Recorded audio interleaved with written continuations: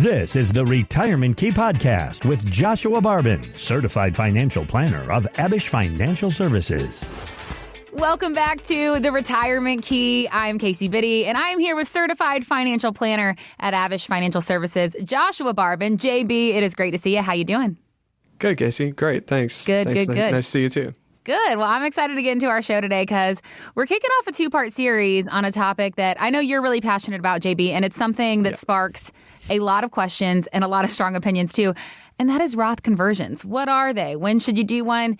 Is it the right move for you? That's what we're digging into over the next couple of episodes here on the Retirement Key. So let's just start right at the top here, JB, because I think sometimes people hear the term Roth conversion and, they smile, they nod like they understand it. But if they're being honest, they don't really know what it means or what it involves. So break down the basics for us. Yeah, what is a Roth conversion? It's God's gift to financial planning. No, I'm just kidding. It's a way of moving money from that 401k, IRA, rollover IRA, 457, all those different accounts that you build up savings in over the last 20, 25 years. Never paid tax on. Well, the government's going to come and get their, to get their pound of flesh, as they say, at a certain point in time. And that's called an RMD.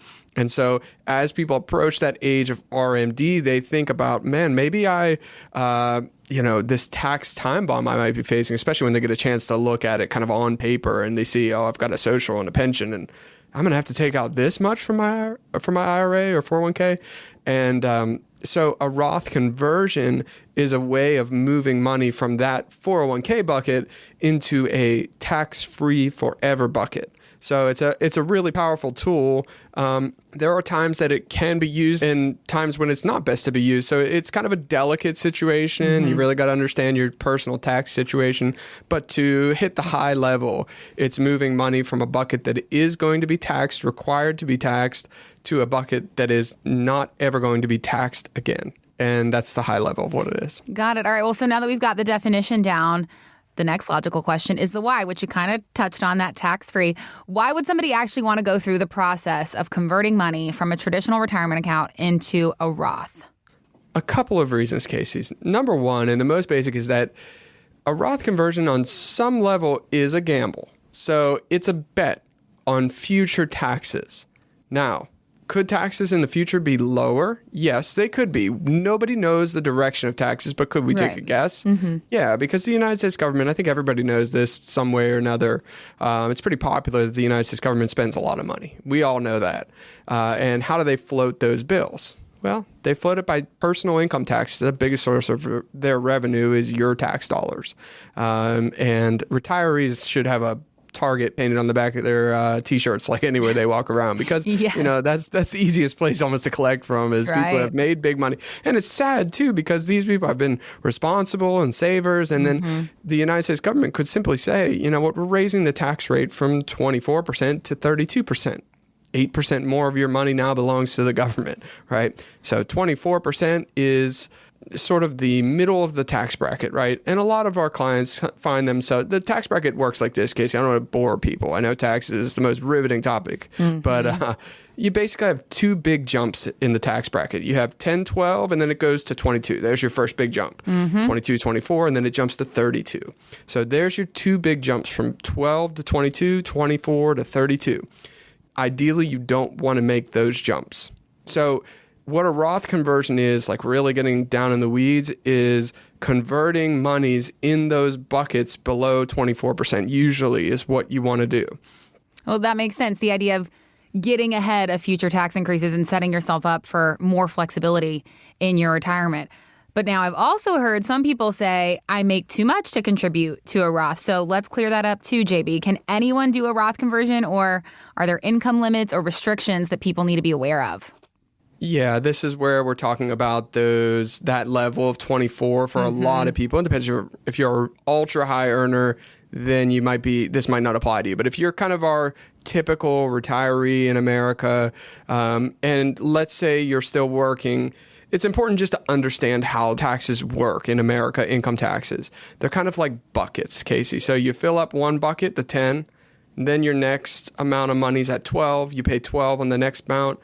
You pay 22 on the next amount, 24 on the next amount. So the idea, let's say you're earning at 12, you're $100,000 of wages, and you want to do maybe some Roth conversions. Then you're going to do your conversions. Anytime you take money out of an IRA or 401k, it's going to be income. And so that's going to be taxed at whatever bucket you're at.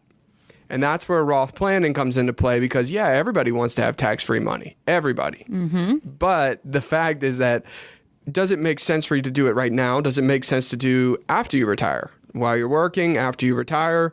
Should you contribute to a Roth? I mean, there's a lot of questions around getting money into these tax-free buckets, and sometimes it truly isn't the right time.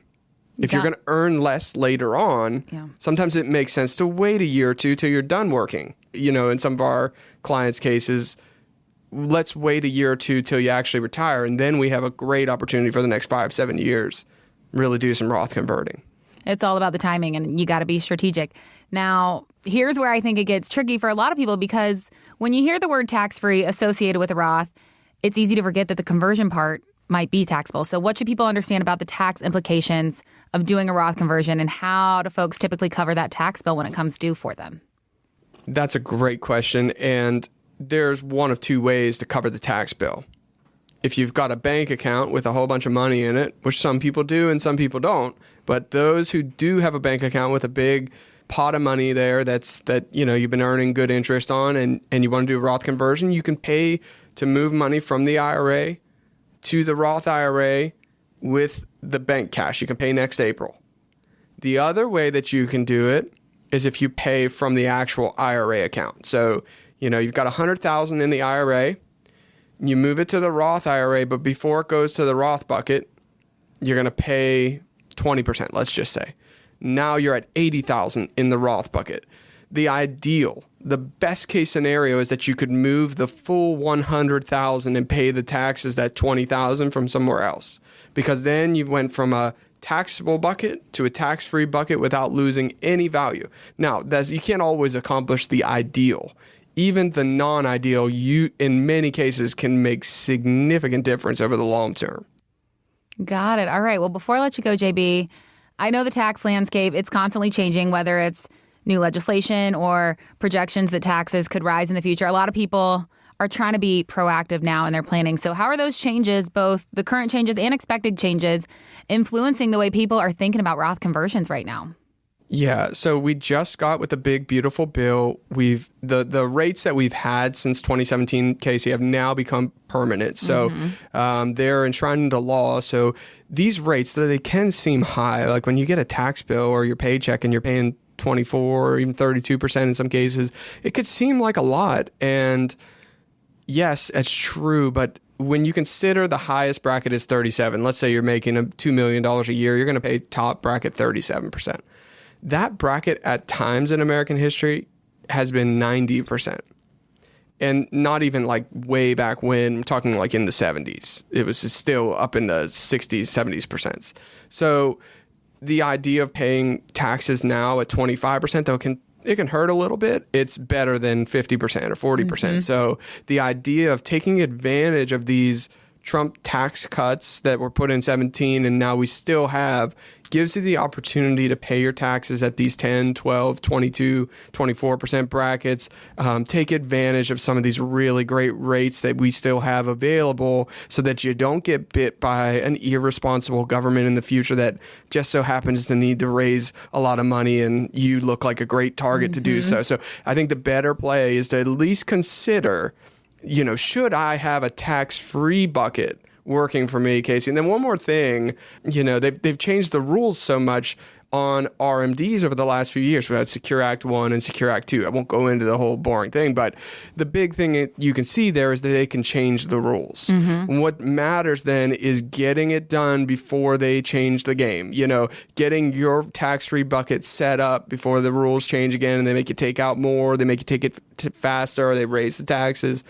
Setting up a tax-free bucket for you and, Casey, of course, your kids. The Roth bucket's going to be tax-free not only for you, but they're not going to be able to collect when you pass your money on to your kids. And that's the beautiful thing about the Roth bucket, especially for those who are trying to pass money to kids. It sure is. JB, thank you so much for breaking down this intro to Roth conversions for us today.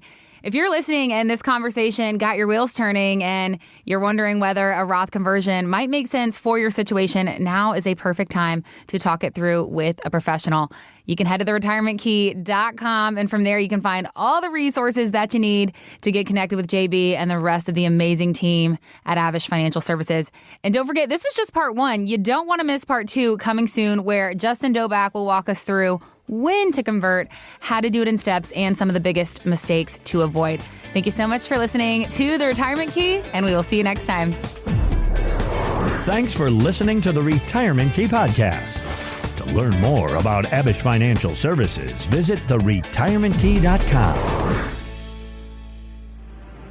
Abish Financial Wealth Management is a registered investment advisor with the SEC. Registration as an investment advisor does not imply a certain level of skill or training, and the content of this communication has not been approved or verified by the United States Securities and Exchange Commission or by any state securities authority. The information contained in this material is intended to provide general information about Abish Financial Wealth Management and its services. It is not intended to offer investment advice. Investment advice will only be given after a client engages our services by executing the appropriate investment services agreement. Information regarding investment products and services are provided solely to read about our investment philosophy and our strategies.